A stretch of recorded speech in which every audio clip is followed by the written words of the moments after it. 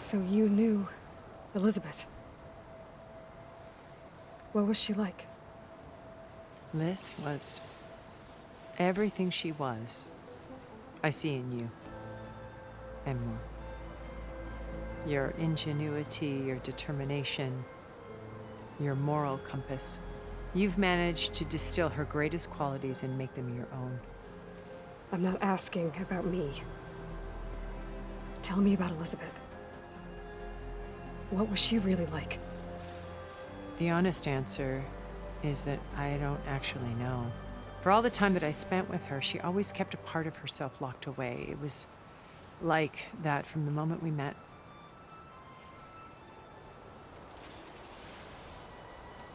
So when you met Elizabeth, she was what? Distant? Aloof? Not aloof. Not exactly. It was a summit in Paris about machine learning, a touchy subject in those days, because regulatory authorities were just starting to clamp down on AIs. Liz gave the keynote address. She had already achieved great renown for her work in automated environmental reclamation. But in her address, she was just starting to imagine the next step, an AI-driven system that wouldn't just act on its programming, but actually take responsibility for its sphere of influence. To care about life. Not just follow orders. Revolutionary stuff. I was fascinated. And I wanted to meet her for a long time. I watched her after her talk. She had spoken with such moral authority, such empathy. But after that, she retreated. I could tell she felt uncomfortable with all of her admirers. It was as if giving the talk had cost her something. I didn't want to be a pest, so I planned my approach carefully. So how did you finally approach Elizabeth after her talk? I picked the right moment. The morning of the next day, right as she came back to the conference, she had just had her coffee. She was fresh, rested. It was like she had braced herself for the onslaught of colleagues. I asked if I could walk with her, then put forth a question about her talk that I thought was intelligent. Her answer made me realize it wasn't, but she was very welcoming. Almost as if we were previously acquainted. It was only halfway through the conversation that I realized she knew exactly who I was. It was quite a shock to me. My business was trafficking in secrets, and I took great pains to protect my anonymity. So that was Liz, perpetually one step ahead. I came to view our meeting as a metaphor for our friendship. She always seemed to know me far better than I knew her. I guess I know the feeling.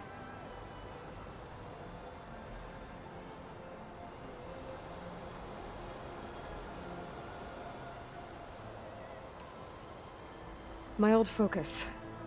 How did you find it, let alone repair it? When we encountered you at the Hades Proving Lab, Gerard saw you as a redundancy. I knew better. You were a revelation. After your dramatic escape, bravo, by the way. Gerard and Eric assumed you were dead and gave up the hunt. I wasn't so sure. When the others were busy, I returned to the lab and searched for any trace of you. That's when I found this little treasure. Not easy to repair, but certainly worth the effort. As I watched your life unfold, you were like a splash of color on a worn canvas. What Liz was, and more. Did you show it to the others? Of course not. It was your actions that inspired me to defy them. It's worth noting that if I hadn't found it and watched its contents, I wouldn't have known to save you at the cauldron. You'd be dead. So I should be grateful? If you like.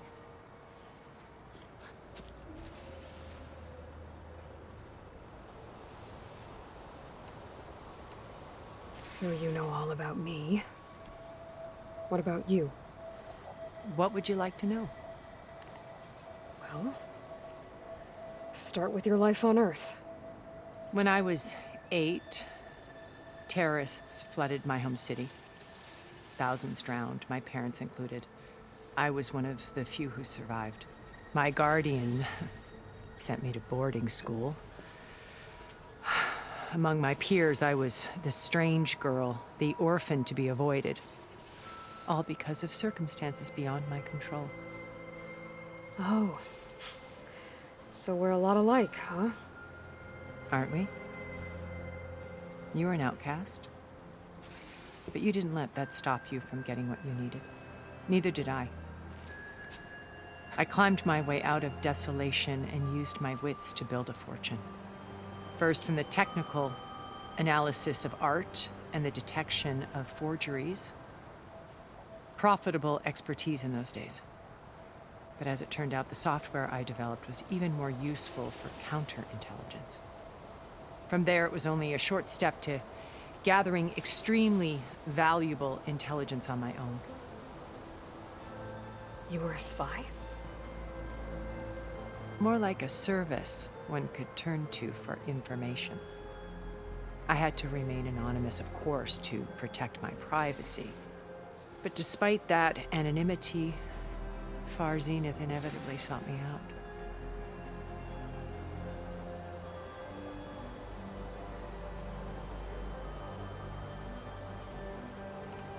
What happened when Far Zenith approached you? They painted an irresistible vision of humanity's future.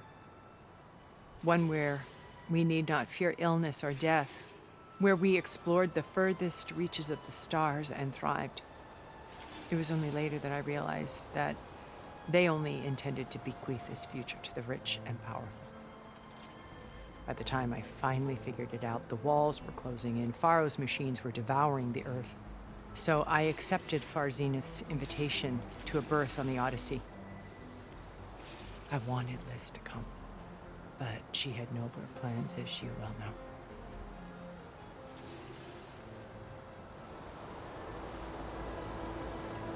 So you didn't know the other Zeniths were monsters until it was too late? I knew some of them were, certainly. It wasn't until we were off-planet that I understood the true scope of their greed. I was grateful to simply be alive, but the others became obsessed with a kind of effortless immortality. They built a colony where machines serviced their every need, where any memory or fantasy could be endlessly savored in virtual reality. It wasn't life. It was stultifying. A pampered dream state. As the decades passed, I withdrew more and more, alone yet again, but this time with eons to consider my mistakes. Now finally, having met you, I feel like I have a second chance. To do what? Help you, of course. To fulfill Liz's dream, which isn't so different from Far Zenith's original vision. A better future for humanity.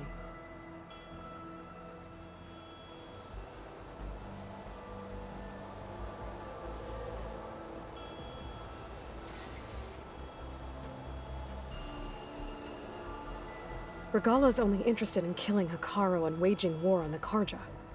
What does she have to gain by attacking Zeniths? It's the price she must pay for her war, without the ability to override her little rebellion. So she trades with the Sons of Prometheus. Machines to... In exchange for an assault on the base. Pride has deluded her into thinking she can actually survive such a battle.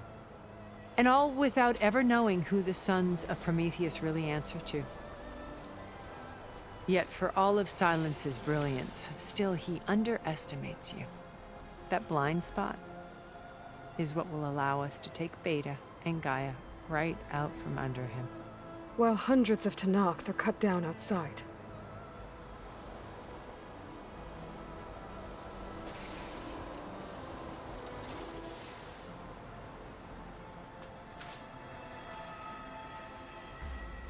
First Pharaoh.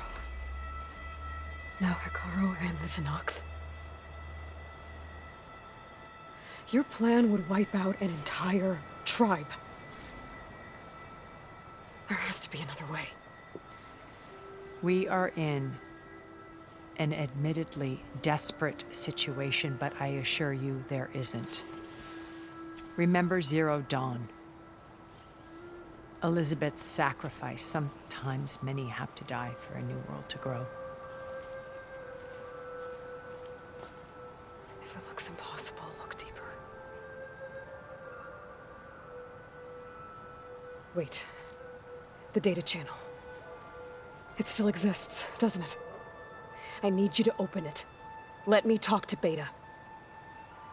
Impossible. We might be detected. It's worth the risk.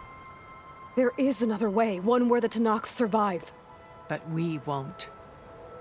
If the others... If you want to help, open it.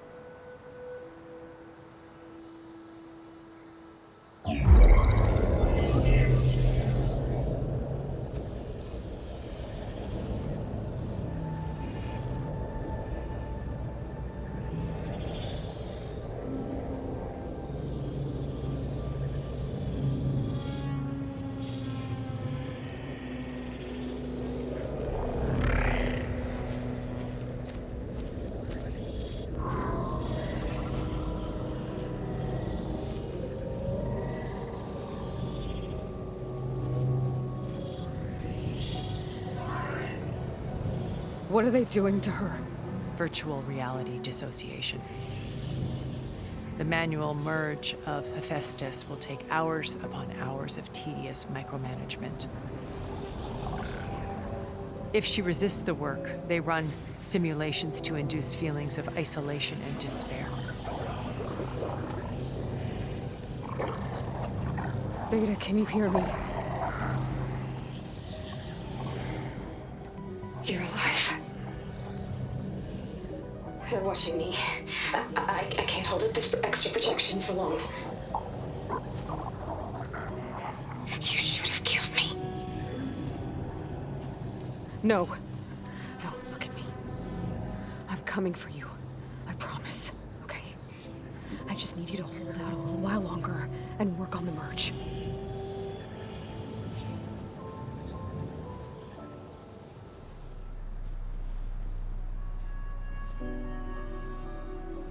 Then I think it can be done. I'll contact again when it's time. Can you hold on? As long as I know you're coming for me, I can endure anything.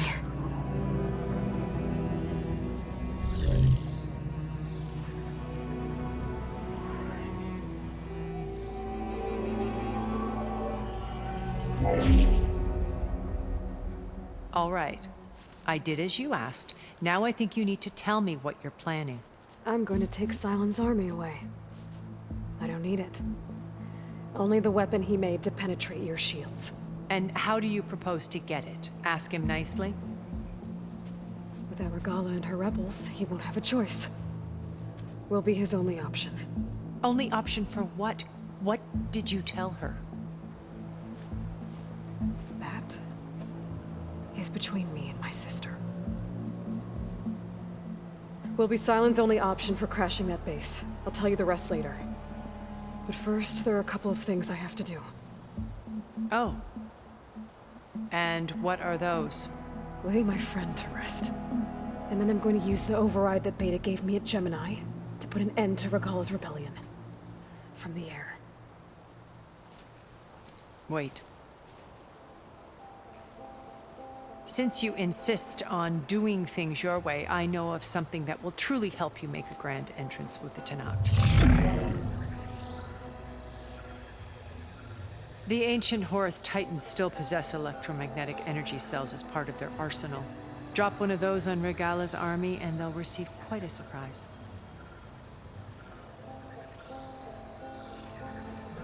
So go, do what you must. I'll come to your base if you manage to bring Silence to the table. Not if. When.